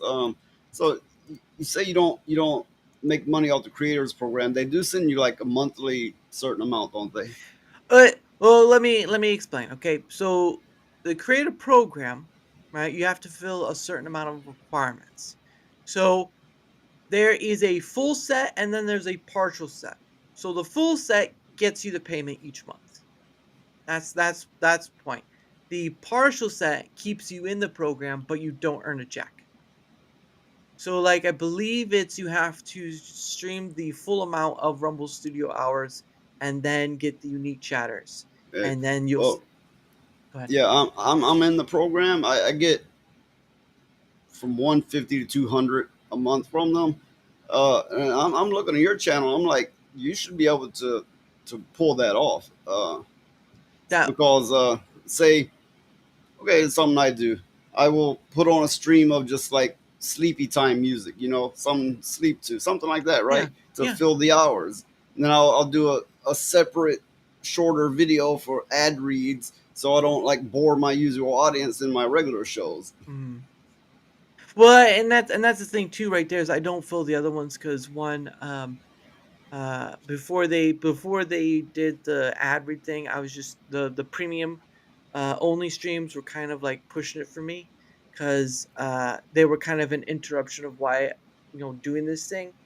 And after a while, I was like, all right, I'll continue to do it, but whatever. But then they came out with the ad read stuff, and they really didn't communicate it. And a lot of people were kind of left like, what is going on? Yeah, I get that. When they brought up the ad reads, I was like, oh, fuck this. I'm not doing this. But I ended up doing it, and it's like, it's a little bit of extra money, and I need every cent I can get. No, and I understand that. Like, if you've got your needs that need to be met, do what you do. But for me, it was like I wasn't gonna.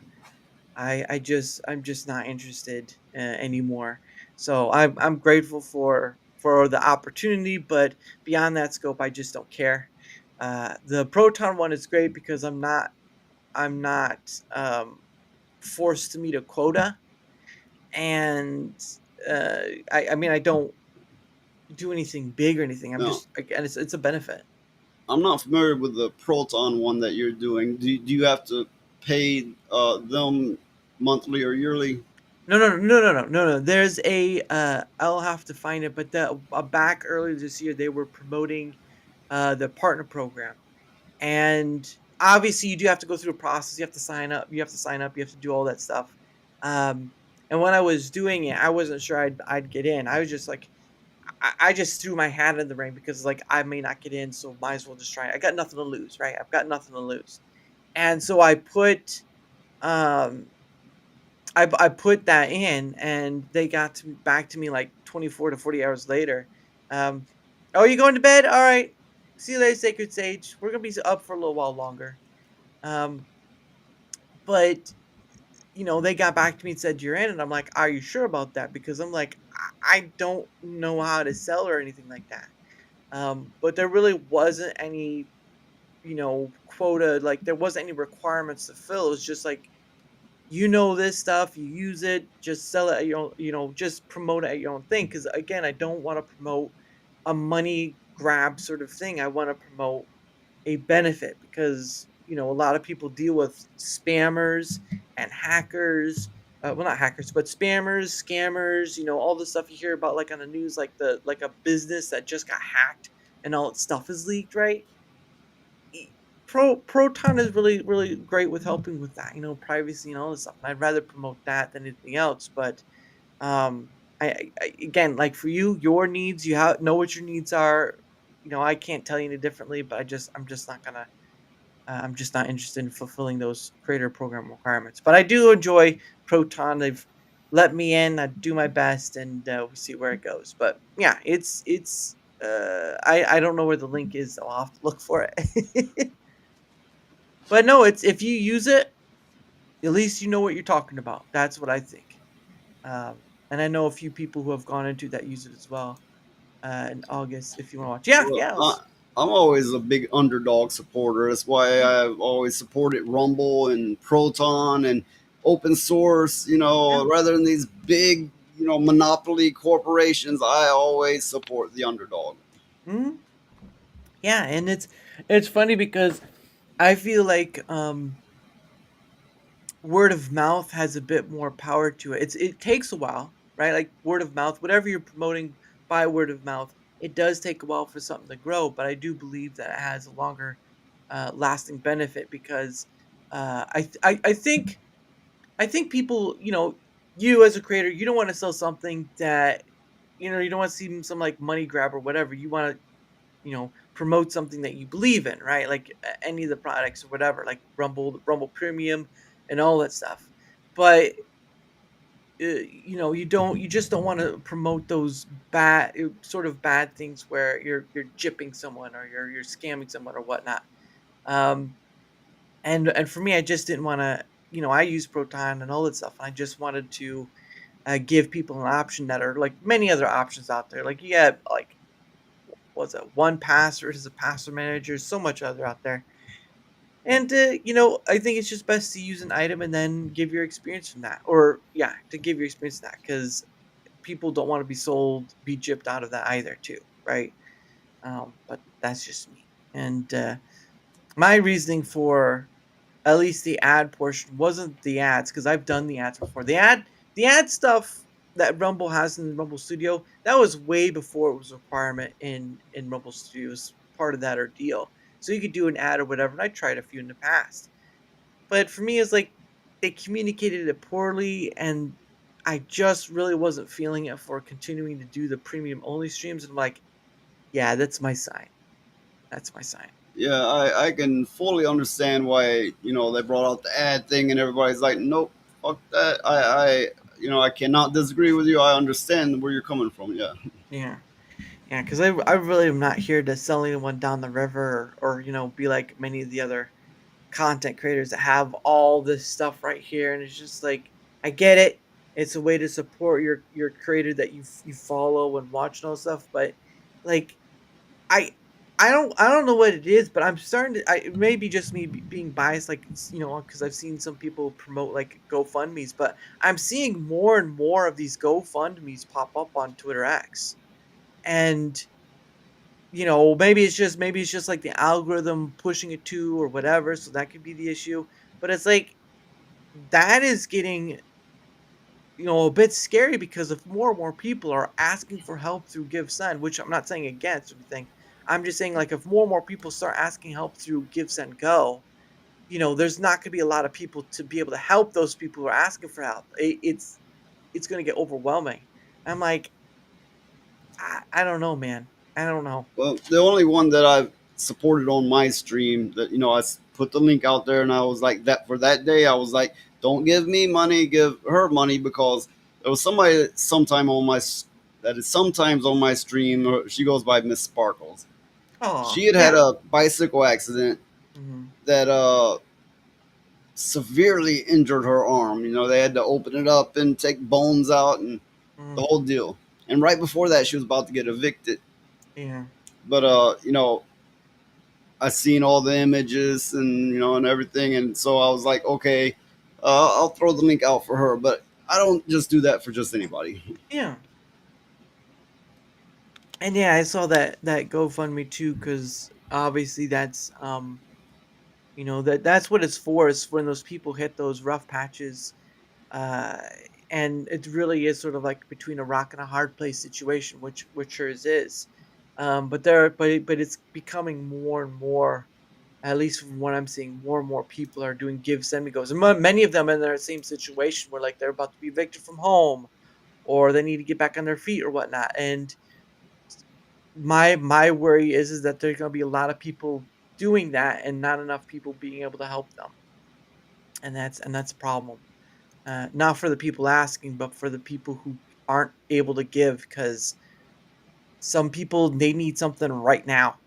Yeah, And that in a sense leads into could potentially lead into a discussion of how socialism could work. Like, well, you take for example social security checks that the old people get, and it's taken out everybody's weekly or whatever paycheck. mhm, And you got a lot of people down with socialism, but not for the old people. But now mhm. we're like, oh, we have to do a GoFundMe to get by, and more people are doing it. But if we help them, is that socialism, or is that just being a good, helping neighbor? Mhm. And it kind of, blurs the line there. I would think. I think it'd be a little altruistic. I think that's the right word. I think it's a bit more altruistic, like you want to be able to help and all that stuff. Um, Especially if stuff like that with Miss Sparkles, or I've seen people again like getting evicted from the house or whatnot, or place of living, not house, but their place of living, and it, it is understandable, but sooner or later, my worry is that not many people are going to be able to help, and that's going to put a lot more people out. And we're already in this state of place where like not many people can afford to even live in a home, and so Yeah. It's kind of like I'll give you 50 for your GoFundMe thing if you'll give me 50 for mine. So it's like, where do we go? yeah, that's what it's starting to sound like. Is I'll give you 50 for 50, and you both don't have a 50. It's really, I mean, it's not nothing to laugh at, but I mean, like the absurdity of it all is that it's like I'll give you 50 for 50, but neither of us have 50, and I'm just like, oh man, and then you see all these people like who do the sites, right, like the OnlyFans and whatnot, and they do all these sites to earn pay as well. And a majority of them aren't even getting the big bucks; they're getting like scraps, which is also the sad part. So you got that there too, and it's just crazy out there. It really is. And Lila says, I think it depends on case and persons. Make fundraiser as black boys that white boy. Why give money?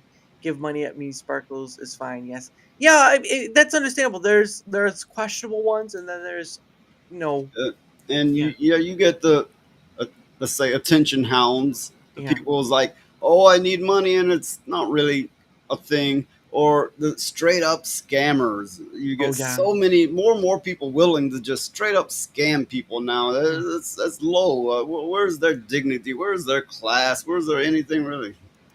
Yeah, it really it it really is that thing where it becomes a disgust when people use a system that's meant to help for their own benefit. I mean, it's not saying that the people who are needing the help aren't using for their own benefit too, but there's a reason for that. But there are people who are going in and being nefarious with it, right? Being nefarious, malicious, all that stuff, and that really can deter people from wanting help because if they get scammed out of something, right? Then another GoFundMe comes up and they're like, "Oh, it's a scam. It's just another scam." Hey, Nightmare, how's it going? Hope you're doing well. Um, oh, hey. Let's see. But yeah, um I do hope that she gets the help she needs. I haven't looked at it last. I looked at it a while ago, but I don't know what her thing's at now. But I know like What it reminds me of is I'm old enough to have grown kids now, right? mhm. And I've watched my sons like approach girls and thinking, hey, I'll talk this girl up, maybe we'll hit it off. But Mhm. instead, the girl gives a link to a website to buy her merchandise, and so every male that comes up trying to make a friend or flirt or what have you, she's like, buy my merchandise, or in some cases like, oh, buy my nudies. Yeah, gosh, you go on Twitter X and it's a bunch of bots. There's so many on there for Twitter X where they just got a bunch of bots replying to you in like your posts or whatnot. And I've had that happen a few times where it's like somebody I don't even know replies and they just say something generic and I go check out their account and they're like they got their OnlyFans in the bio right there. And I'm like, what? What is this? It was like, come on. Oh my gosh. It really is getting horrendous out there, but it does kind of show um a bit of desperation for many people, and that's the sad part about this all is uh my nightmare says noise just to describe my failed dating experience. Well, at least it wasn't like a Tinder story. That'd have been a whole different other thing. Good lord. But yeah, no, I think with what's going on there, it's kind of going to be more difficult for many people because you don't know, and time is valuable, and you don't want to get scammed out of somebody who's just going to yank you along for a payday, right? Ish, I don't want to say it doesn't happen, but man, it happens. Well, on my stream, uh, I sometimes feel bugged when I have to say like and subscribe because I don't want to come off as one of these people trying to push crap on you and bug you and nag you. It's like Yeah. I want you to come enjoy yourself, enjoy the show, enjoy the madness, enjoy the deep conversation and whatever. But then I go, well, it's kind of part of the gig. You kind of have to go like and subscribe, and Mhm. donations are welcome. And but I feel funny saying it Yeah. because I want to be genuine. I want to be real. I never want to be a sellout. Yeah, no, I felt that way too when I first started out. I was like, I didn't like asking for likes or sharing or whatever. But then I realized, like, you know, at a certain point, you kind of just, it's kind of part of their deal because people may not like, or people just, if you don't ask, right? Like, man, sometimes it can be some sort of big thing because, I mean, with YouTube, there's that mantra, was it share, like, and subscribe? That's been the whole mantra with YouTubers, share, like, and subscribe. But at the end of the day, though, I think um, it's I don't want to say it's like an evil, but it's a necessity because if you want to get your stuff out there and whatnot, you kind of have to. Yeah, Nightmare has it. You got to find a way to say it that feels authentic to you. Yeah, yeah, exactly. Um, and it's try with me and all that stuff. I've tried to do that with that. Um, especially when you talk about, I just say engagement factor because it really is. That's what it all is. It's just engagement factor at the end of the day. It's a little different on each platform. I'm not sure how it affects on Rumble versus YouTube, but I know for YouTube, it's sort of like comments work and likes work and all that stuff. Like if your chat is very engaging, they kind of look at that too. That's how that all algorithm stuff works out, which is just horrendous in its own right. Um, but yeah, you just have to find a way of making it authentic to you, and if you find it great, if not, then you just keep experimenting. You just keep trying stuff out. That's the thing about YouTube is you're growing, you're naturally growing, and YouTube's like, this does not fit with the algorithm. We're gonna knock off some subs and not show you stuff out to as many people because you grow by our metrics, not naturally, not organically. Yeah, and that's the issue with things like YouTube or Twitch is that there's such big oceans that to grow naturally is sort of like you're fighting against what is it? You're kind of it's kind of like, well, just an example, right? You have gaming, let's just say there's a line for gaming on one certain platform, and there are already 1,000 other people in front of that line. Like it's a whole line of just people in gaming, right? The uh you just basically have to find yourself um and all that, and it is difficult. Well, YouTube makes it, I don't know about Twitch. I think Twitch is a bit more difficult, but YouTube makes it hard because you're dealing with the algorithm stuff, and then people are doing like I'm pretty sure you've seen like the thumbnails where people do like the I, oh my Well, gosh. it's like one day Ryan was pointing out and kind of having a laugh at because Mhm. Hypnotic he went down his list and found like I don't know like 30 or more videos that started with this girl gamer or this gamer girl, right? And it's because and the way the thumbnails were laid out, and it was because apparently Hypnotic, he caught on to what the algorithm likes. So Mhm. I tried it out one day with one of my videos. Bam, like double the views just for Yeah. putting it in that format. Mhm. Yeah, that's again, if you know how to work it, you know how to work it. But for me, I've never been um that chaser because I just can't. Because I mean, some people do that clickbait stuff, right? Like you see the whatever, or um, I don't know if you've heard of it about rage bait. Like I know there's some people that do rage bait and all that stuff.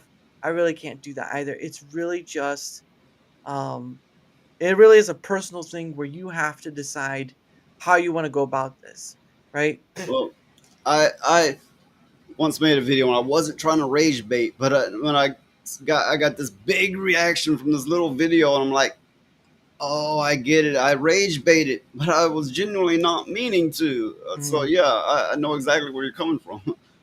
Yeah, I mean, well, and if you think about it this way, um, like how just on the whole scale of content creation, not just on YouTube, but the whole scale of content creation, right? Like how far do you go before you hit the ultimate brick wall? Like there's only so much production one can do. There's only so much like thumbnail changing one can do. There's only so much one thing one person can do. And it just you some people come up with ingenious ways, sure, but there's a wall everyone eventually hits, and it's just like you can't not everyone can do it. And I think that's where people have to kind of choose, like, do you want to chase an algorithm or do you want to chase just doing it and seeing where it takes you? And I Yeah, think it reminds me also those people who start putting out shorts, and they Mhm. find those shorts are getting them a lot of subs, is getting them a lot of hits.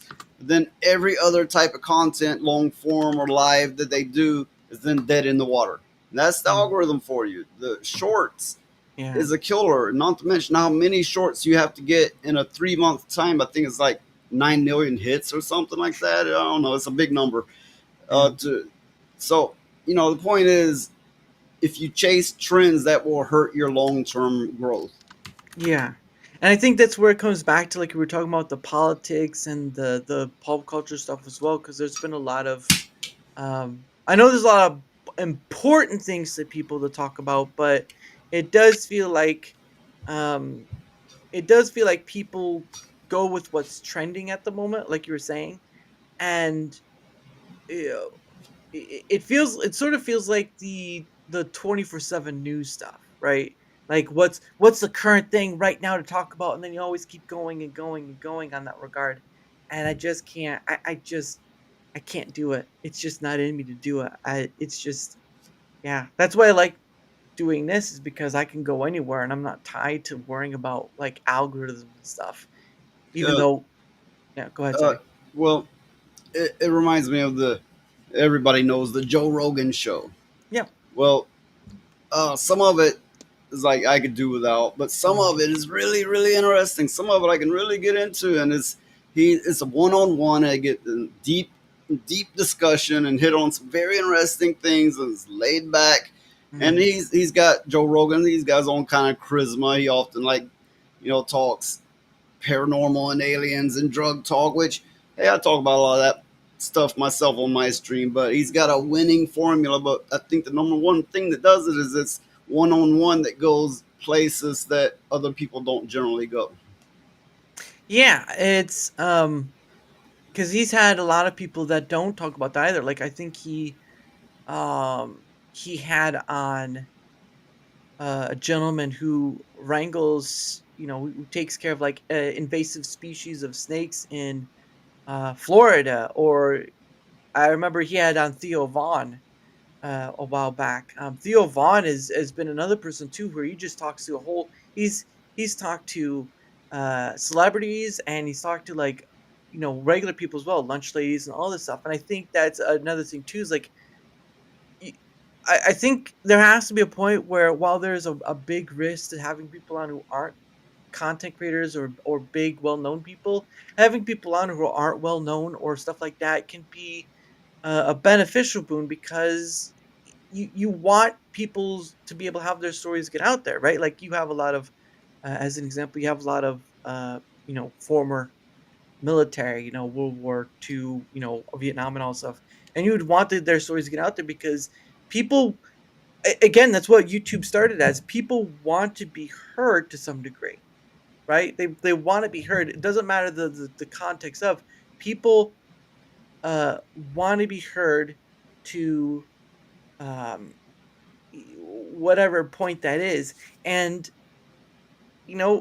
sometimes people are a bit of a challenge in the conversational field, and some aren't. It just varies. It just varies, but it's so worth it. It really is. um his back cake is legendary. Yeah, I heard that. I heard Joe Rogan's back, but he studies what is it? I think he does Uh, he was in MMA and oh, yeah. he trained hard for it. Before that, he was like kind of a pretty boy actor, and I Yeah, think he did like what was it, Fear Factor or something Fear like Factor. that. Yep, Fear Factor. That Yeah, wasn't Pretty Boy though. That was not. well, compared to what he is now. Yeah, yeah, yeah. The I remember there was a what was it? There was an episode where he was making a deal. I think it was like their early episodes where he made a deal with a lady because they had to eat uh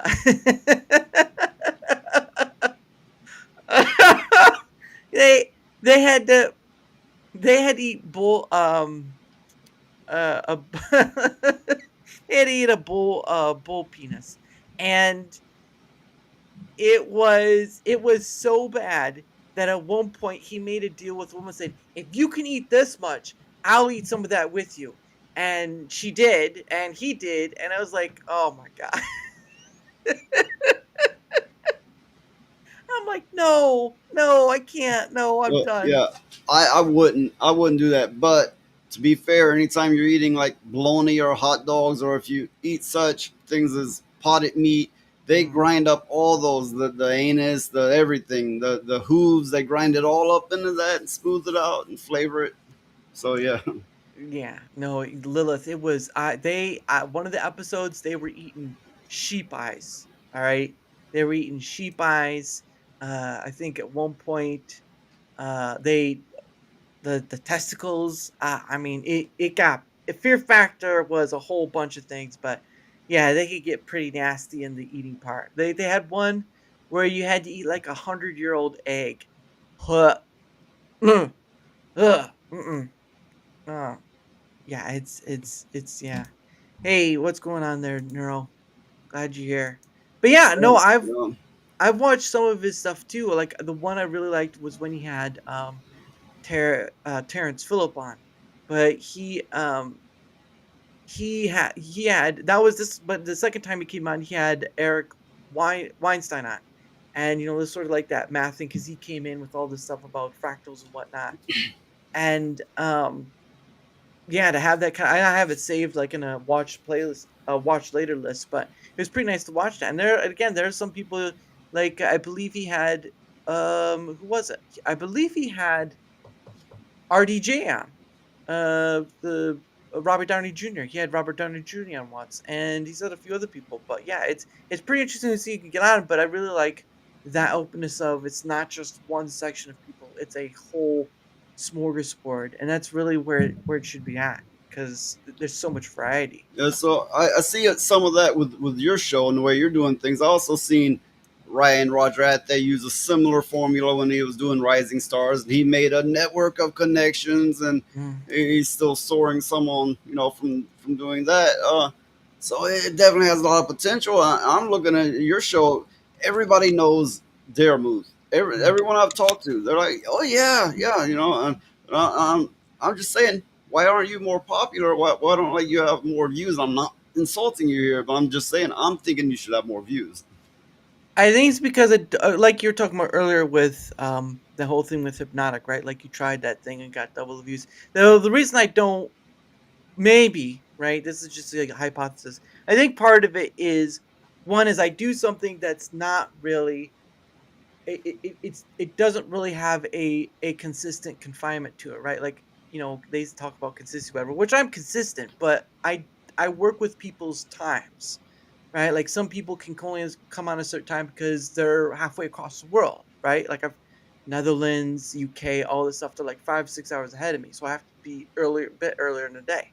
Or, um, I just talk about a whole certain things. This isn't like talking on politics. This isn't talking about pop culture. What the thing is out there. It's talking about a whole smorgasbord of stuff. Like even the dumbest stuff, right? The dumb fun stuff, right? But at the end of the day, I just don't do the things that get me the notice because I just don't play that game. I'm here to enjoy this thing because you hear the stories about creators getting burned out and all this stuff, and if it stops being an enjoyment, if it stops being fun, then what's the point of being a content creator? But you have a great point there, and everybody out there who's streamers or going to be streamers, take that one to heart. Yeah, it's just one of those things where um after a while it doesn't make sense. You have to have your why in doing this, and if you don't, then anything you do from this point onward, um if the going gets tough, you may drop out. Yeah, I've watched streamers, again in the sphere that I ended up in. Everybody ends up in a certain sphere of other streamers that know them and they talk to and such.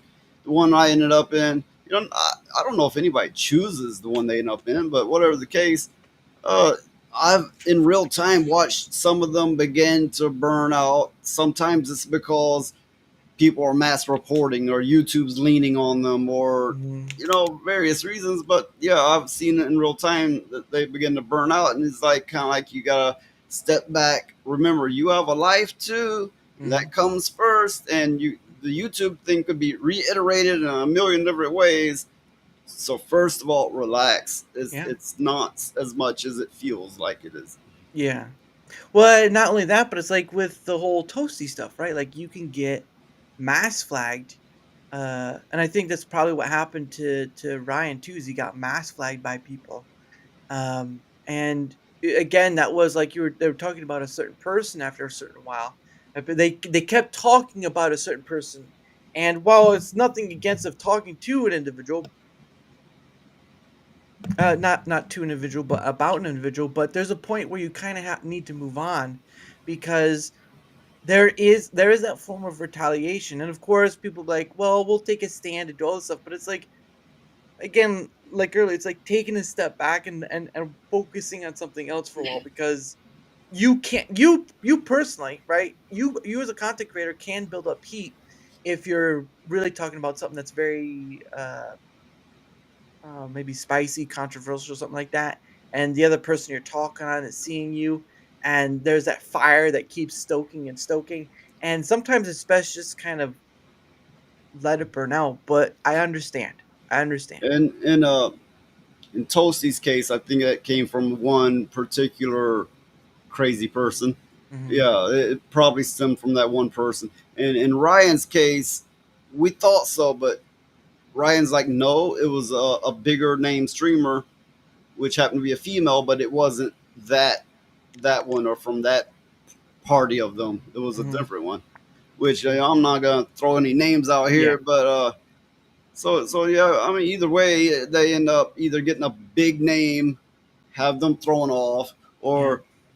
or a somewhat known name get their party, or if you will, to mass report them. And unfortunately, YouTube apparently doesn't look too hard into who's reporting and why they're reporting and why it's all hitting at once. They just Yeah. go, oh, a lot of reports, we're taking them down.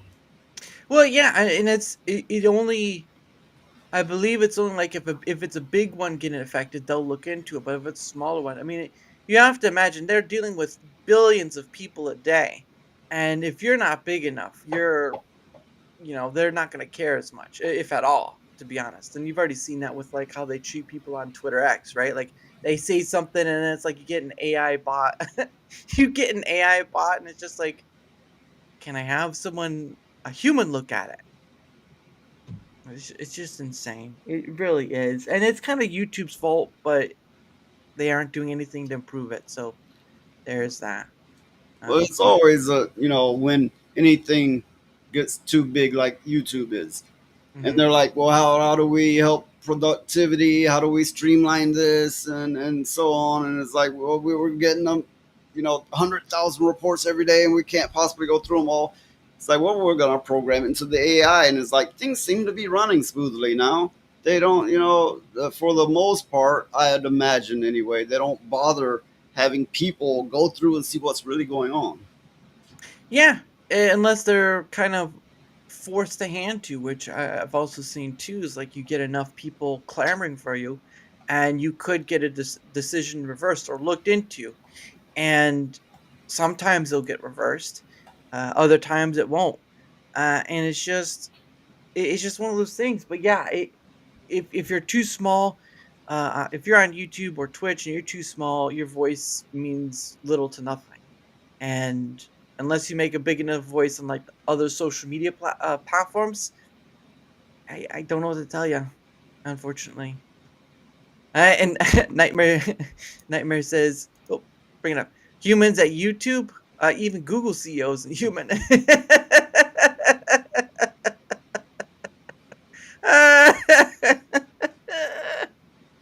Man, Nightmare, you're not too far off from that.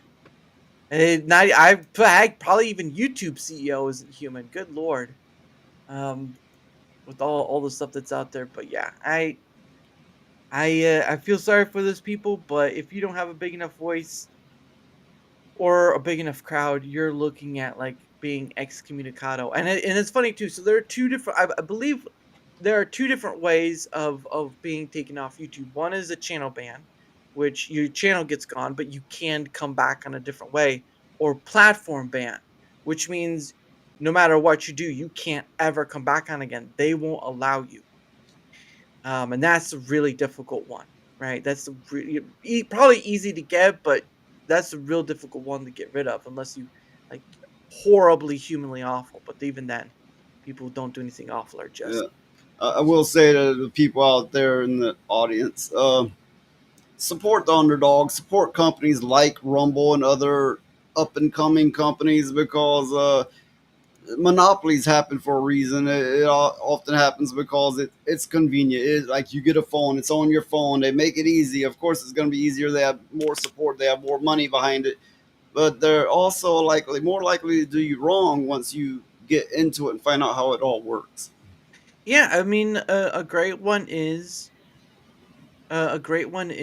Amazon, right? Like everyone, probably a bunch of people enjoy using Amazon because they get their stuff pretty quick, right? One day, if you have Amazon, was it Amazon Prime? You can get your stuff in a day or two, and all that. But at the end of the day, there's still an issue of that convenience where, um, it may work against you, and but we're so used to that convenience. And yeah, that's understandable, that Mary. I know many people do, but there's a bunch of tech issue stuff that are still in the way, and I don't blame you. You're not gonna find that here. I mean, I don't blame you. So, but that's Well, up to Rumble. so okay, you want to support through Rumble. A lot of people, what they do is they'll put a donation link. It's like if you can't donate through Rumble, here's a donation link. Hit that, and thanks for your support. So that's an option anyway. It's not convenient, but it's an Mhm. option. Yeah, like Ko-fi and stuff. I know those are other options too. And Nightmare says I've made videos on how bad Amazon is. I can agree. I can understand that. Yeah, because I've heard stories where people have talked about like how bad their policies are. Like some people can't even use the restroom without even asking or stuff like that. It's just stories like that. And how many could say that? Yeah, exactly. How many could say that Uh, Amazon is going to set for them? But just out of curiosity, does Austria have Amazon? Do they run it there, or I mean, I don't know. It may be worldwide. I really don't know. oh, well, we can look that up. Amazon in Austria. Oh, I spelled Austria wrong. There we go. Uh, there we go. I'm not monetized to use, so yeah, I have to use Ko-fi and stream modes. Yeah, I'm not monetized either, but it's not that big of a deal. But here we go. Here's a little something for that. Let's see. Okay. Should be able to see. There we go. There we go. Amazon operates in Austria primarily through international websites like Amazon.de, Germany, and Amazon.co.uk. As there's no dedicated Austrian Amazon website, customers in Austria can shop on these sites by setting their delivery address to Austria, which filters available products and shipping options. Amazon.de is the most prominent platform leading the Austrian e-commerce market with e-commerce net sales of 1.3 billion US dollars last year. Hey Toasty, how are you doing? Hey Toasty Friesen. Delivery to Austria is available from Amazon.de and Amazon.co.uk with various shipping options. Standard shipping typically takes 2 to 3 business days after dispatch, while premium shipping delivers 1 to 2 days. So they do have a bit of the same sort of thing as with we do, but you have to use a different website. There's no website dedicated to Austria, so you have to use like Germany or UK. But they do deliver there. It doesn't look like they have Well, a. as they say, money talks. Money opens all the doors for you, but then monopolies happen, and then they start forgetting the passion they started with, and they start Mhm. forgetting the customer. Just as long as they get that dollar, as long as they keep getting that dollar. Yeah, and I think the biggest proponent for Amazon was back during COVID when lots and lots of people were using it, right? Because they couldn't go outside or they couldn't go out the door or whatever. And so they were using something that would deliver, and they'll deliver like Amazon delivers just about anything. Food, they have the whole market, they have uh vitamins, regular stuff people need, toilet paper, toothpaste, all this stuff. They deliver all those kind of needs. I think they even deliver pills too, but you have to go through a special Oh, sort of thing. oh, my experience used to, and I here in Alabama, in some ways it feels like a third world country because I'm in a small country town, right? Mhm. But used to get deliveries as quick as next day or 2 days after. But Mhm. since 2020, since COVID, it's Mhm. like for the experience here anyway. I can't speak for other places, but here it's like the world just gave up because now things will take a week and a half sometimes. Instead of it'll be like, oh, you'll get it overnight. Oh, it'll be like 6 days later, or sometimes 14 days later. Mhm. Yeah, and that's the sad part. But like Nightmare was saying, Amazon was never about passion; it was always about money, which is true. Which is true. That's how Jeff Bezos became so effing rich because he had so much money. Good lord, Prime is a joke now. Yeah, it really. Um, I can only attest to my end. I've had more. I've bought my PC and stuff. I've built my PC using parts bought through Amazon because it's just much cheaper. But there are times where it is a bit of a joke because sometimes they send really bad stuff or broken stuff or whatever. Yeah, it can get pretty bad. But I've had a career in computers. I've had a career in multiple things. But one of them is computers, and the one I used to always use was Newegg.com. Oh yeah, yeah, yeah. I've tried it, but usually I can end up finding it cheap because I use a website called PCPartPicker .com, and usually they'll show the amount or different places have lower amounts and whatnot. And more times than not, Amazon will have the lower prices against Newegg. And again, Newegg, I maybe have had at least one time where the price was cheaper than Amazon, but after that, Amazon was Well, the yeah yeah, that kind of plays back into the whole monopoly thing. If yeah you're a monopoly, you can undercut people, and you're still the number one seller, so you're still making way more of a profit than everybody else. But everybody goes, they're cheaper, it's convenient. I'm going to them, and that's what how one way monopolies stay monopolies. yeah. Or the part of like brick and mortar stores too, right? Like brick and mortar stores used to be a big thing, and now they're kind of less and less because you can just like well, think of it like Black Friday, right? Like people would trample other people to get toys in a store. Nowadays, you don't even have to go to the store at all. You just order it weeks beforehand because it does get busy around that time, and people will get their item either before or after, and it's insane how convenient it's gotten. But it is what it is, unfortunately. But yeah, convenience does tend to win now overall, and unfortunately, once you have too much of it, it's hard to go back to just the old way, especially if it's local bought stuff, right? Like if you buy local, that sort of thing.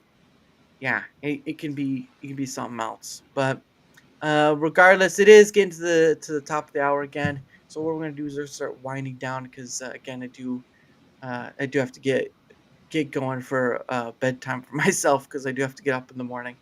But before we do, we're going to do that all that promotion stuff from earlier. We're gonna self promote our stuff again, and then we'll go into a few other things and go from there. So where was it at? I remember what was up here. Nope, almost. Oh, here we go. So if you want to promote yourself again, good sir, the floor is yours. And so on YouTube, you might have a bit of a time finding me, but type in noise pollution 88. There, of course, there's a URL there also, but it's kind of long and convoluted. So try noise pollution 88. On Rumble, it's much easier. Just put in noise pollution. There's listed my X/Twitter, which is NS pollution. Okay, so yeah, I do a show every Monday and Thursday and on Wednesday, but Wednesday's earlier time. Monday, Wednesday, and Thursday. Mondays and Thursdays it's 7 p.m. Central, 8 Eastern. Mhm, On Wednesdays it's 2 Central, 3 Eastern. mhm, Um, on my Mondays and Thursdays show, we always have a full panel. Well, actually, we have a full panel every show, but the Wednesday one's a little different format. Mondays and Thursdays is more naturally flowing. We have a very diverse cast of people and diverse in thought, that is, in thought. mhm, So it's very natural, easy flowing. It goes places other people don't often go. It gets yeah. quite interesting, quite mad. So yeah, check me out. I think if nothing else, you'll find some aspect of it interesting. Mhm. Yeah, and again, his links are all down below, and if he's worth it, why not give it a follow, right? Like if he's earned it, why not? But yeah, all his links will be down below on both the Rumble and YouTube side. I've made sure to add it there, so there's that. And of course, from my end of things, whether you're on the Rumble side or whether you're on the YouTube side, doesn't matter which side you're on. If you wouldn't mind leaving a like, sharing the content of, or all that good stuff. Any bit that helps with the engagement factor is much appreciated, because not only does it help with being seen more, like all content creators want to be, it also helps in having other people on, like Noise Pollution, like Ryan Roger, um, like um, like Toasty. I've had Toasty on as well. Like so many other people. At the end of the day, I've had on over 270 guests, and I'm looking forward to more, because there's so many people out there to talk to, and it's just a great time to get to speak to them, creator or not, creator or not. And hold on, let me find my link. Where is it at? Okay, it goes through the list of things. Thank you, Neuro, for that. Let's see where. I just had to. Oh, nope, not there. Not there. We go. Anyway, all my links are in there. My link to Twitter X, my email's in there. I do have a link to Discord, but it's mostly just for DMing. I'm not interested in making a server. I know some people do, but it's just more hassle than it is, and I've heard horror stories, so really not wanting to push that. But all my Rumble and YouTube links are there as well. And of course, like I said earlier, I'm part of Proton's partner program. Um, you can go to, if you want to learn more about it, you can go to that link right there. There's a lot of great stuff they offer with this Proton Unlimited plan. I do know that Proton Mail and Proton VPN have a free version to use. The other ones you kind of have to pay for. But regardless, if you aren't sure, you can test those two things out and you'll get a better idea. If not, I promote it for the benefit of, not for the payment. I can make money off it, but it's not that. It's not why I do it, because I use it too, and I really want to make help people who are by privacy, who don't want to be swindled or whatever. And Proton helps with a lot of that. So if you want to take a look, the link is right there. It'll be on both Rumble and YouTube side. If not, at least the option is there for you. And I hope you keep that in mind for when you do need something. And again, thank you, Neuro, for that. So again, tomorrow I will be on Tomby's show, the Chinwag, on at 3:30. They usually start at 3, but I'm at work, so I can't really be on at the same time. So I will be on at 3:30, 3:30, 4 o'clock. So hope to see you all there. But it's going to be a great time. I've been on a few times before. The last time I was on, I couldn't stay long because I had to get my tires replaced. So I was like, man. So it wasn't. So this time I'll hopefully be able to stay a little longer. But again, 3:30, 4 o'clock tomorrow. And of course, the last thing I do with my guests, Noise Pollution, is something I like to call questions from a hat. So what happens is I bought a hat from Rumble right here, right? And I put some questions inside it. And so what happens is that you, my guests, get 2 free questions. However, I'm not monetized on YouTube, so sorry guys, it just is what it is. However, if you're on Rumble, I am monetized. So what happens is if you want more than the 2 questions that are pulled out of the hat, you got to pay for it. Doesn't matter the amount. You can do. I've had people spam the 1s. I've had people spam the 2s. It doesn't matter. What matters is if you want more than those 2 questions, you have to give a Rumble rant in order to do more.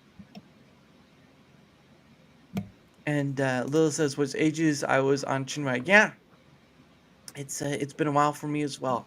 But anyway, going for the first question. Are you ready, Noise? Okay. All right. I'm not looking in the hat. I'm just feeling around. Let's see. All right. See if I can pull out a good one. I hope I can pull out a good one. All right, here you go. Here's the first one. Let's see what it says. The question is, The question is, what's the weirdest dream you've ever had?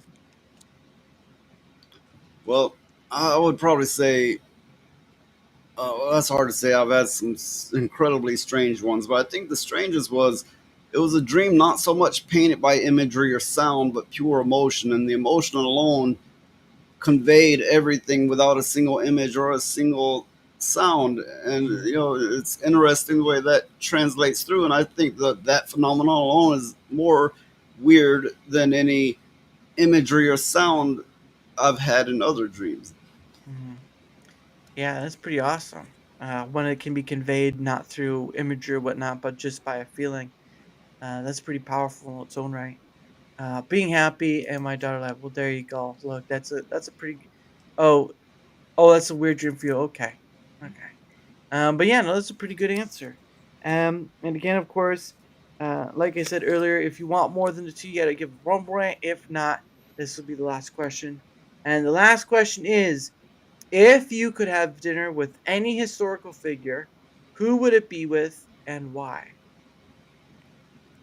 Well, first of all, I would say, are they paying? But Let's just say the meal's already paid for. So, but the historical figures that I've took notice to are clearly Nikolai Tesla and Carl Jung is a couple. There's probably more, but that's the two immediate ones that come to mind. It would probably Tesla. hey, you're not the only person who's answered that for that. Someone else answered Tesla too, and it's like, well, that makes sense. That doesn't make sense, but yeah, that would be an interesting one. Tesla and Carl Jung. Uh, Hopefully not together though, otherwise that meal's gonna get quite expensive. But but anyway, Chinese food, ancestor of my husband. Yeah, well, so it depends on where you get your Chinese food from though, because some places are not so good. Some places not so good. Um, but anyway, but again, guys, tomorrow I will be on the Chinwag show with at Real Tomby and his crew at 3:30, 4 p.m. I'll just say we're on 4 p.m. tomorrow, Eastern, and of course, I hope you all have a great night. Of course, thank you to the chat, obviously, for being here. You guys have been awesome, whether you're on the Rumble side or YouTube side. Doesn't matter which side you're on. And of course, thank you, Noise Pollution, for come on. I know you're. Um, I know you do your own thing and all that stuff, but I'm glad I was able to have you on because I know I can't remember who it was, but someone had recommended you. Uh, Shoot, I'm trying to figure out who it was. But yeah, someone recommended you. I was like, all right, I'll ask him to have him on. So I'll think of the name sooner or later. But anyway, guys, thank you all so much. Oh yeah, and like I've always told my other guests, you are always welcome to come back on because as you know, there's always more to talk about, and that's where the fun is at. Being able to come back and just find new places and new ways to go. Yeah, And I mean, this has been a good show. I think I'm used to long shows, but I think we've barely scratched the surface. There are many areas we could delve into. So yeah, maybe we'll do yeah, this again. yeah, definitely. It's just one of those things where I can't do it for long hours just because I have, Oh you yeah, I know, get that. Yeah. yeah. And I think so. Yeah, well, thank you guys for being. Yeah, thank you. Yeah, later to you guys and all this stuff. Being like almost 200 years. That's a long time. All right. Oh, 2,000 years ago. Okay. So 200 years ago. Thanks for the interview, Lilith. Anyway, guys, I end the show. So, like earlier, don't forget to mute your mic because I do play another music video. But like always, guys, I end my show with "One Day with You" by Pogo. And again, guys, tomorrow around 4 p.m. I'll be on Chinwag. So hope to see you there. And if not, I hope you have a great rest of your night. And yeah, I'll see you then. Night, guys.